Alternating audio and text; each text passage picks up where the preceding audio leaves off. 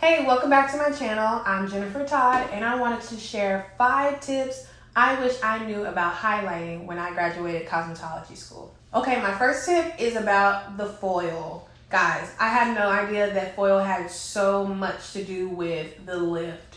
So, as you see, I have 2 different types of foil right here in front of me. This one is probably the foil that we used in cosmetology school, and this is one that I learned about once I graduated. And you can see this one has a lot more texture, which is referred to as corrugation. And this one has a lot less texture, more shine.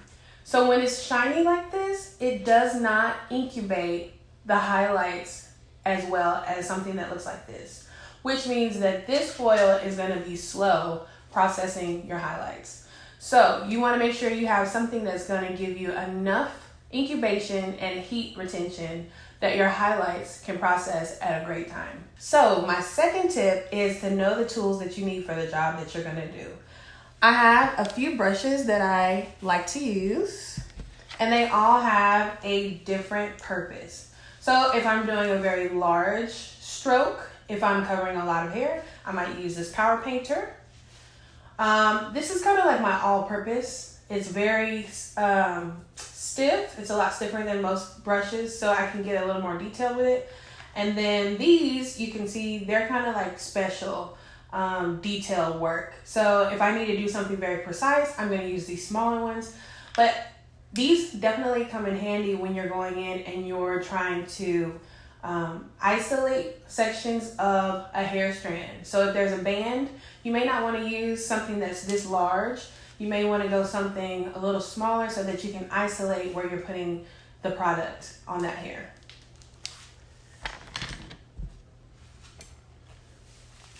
The combs that you use are very important.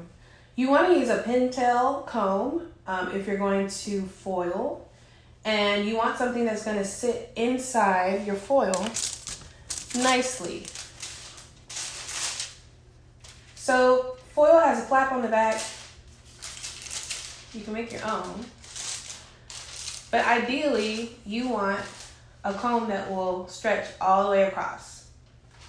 The clips that you use to section out your sections are very important. If you have a client that has thick hair, you might need to use an alligator clip, or while you're sectioning through a section, you may need to use these for the subsection. They're easier to pull out. They go in and out a lot smoother, and it'll help you work with more speed. This just takes a little more time to open and close. So you may want to use a combination of them both, but your clips, very important. Okay, an applicator bottle can be your best friend. If you're doing root melts, if you're doing touch-ups, this may be the fastest and most efficient way to get that done. So knowing how to use it and what product to use with an applicator bottle is going to be a great thing to have in your tool belt.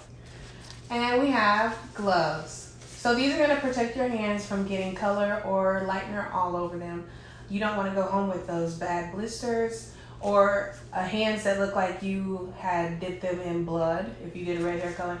So gloves are very important. Make sure that you have some that match your size. Some people prefer to size down one size for a more snug fit, but whatever you prefer, make sure you have your gloves.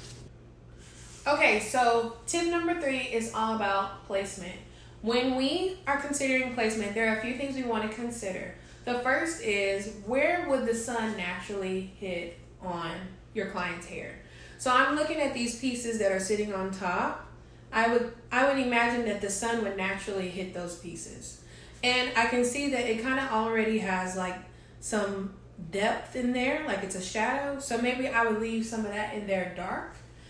Also, you want to maybe think about what would be the most interesting thing. Maybe if it's somebody who is just considering a peekaboo or a streak somewhere, the last thing is you want to definitely consider how the client's hair is cut. Because you want to be able to accentuate the movement of the haircut. So here we see that this mannequin has all these layers in here. So what we want to do is kind of highlight how these layers are moving. So these layers seem to have a little bit of movement this way, movement this way. It's not like a side to side type of thing. It has more of a diagonal flow. So when I put in a foil, I'm gonna follow in that same direction like the haircut is. So I'm gonna take a diagonal parting, and that's how I'm gonna lay in a foil. That is the placement that I want to accentuate that movement in the haircut. So my fourth tip is all about weaving. And what I'm gonna do is take a section that is still thin enough to see through. I'm gonna decide, how do I want this to look? Do I want it chunky? Do I want it very natural looking? The more natural and blended that I want, I'm gonna gather the ends together and I'm gonna weave towards the end of that section. And it's gonna give me a very natural parting to color. If I want more of a chunky, like more pronounced highlight, I can do it in the middle.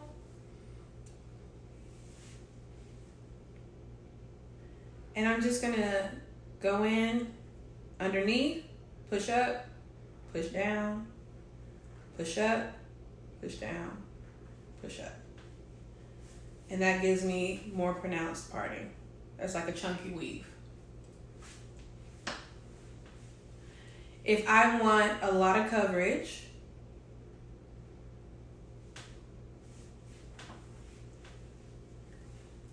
but still blended and following that haircut, I'll still take diagonal section. I'm gonna find where those hairs line up, and I'm gonna back comb. Foil that as a slice.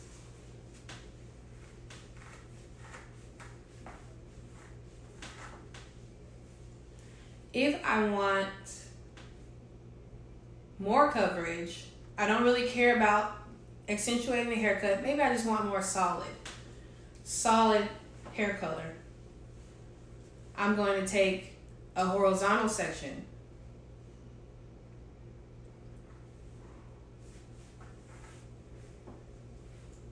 maybe a little thicker. This will leave a root.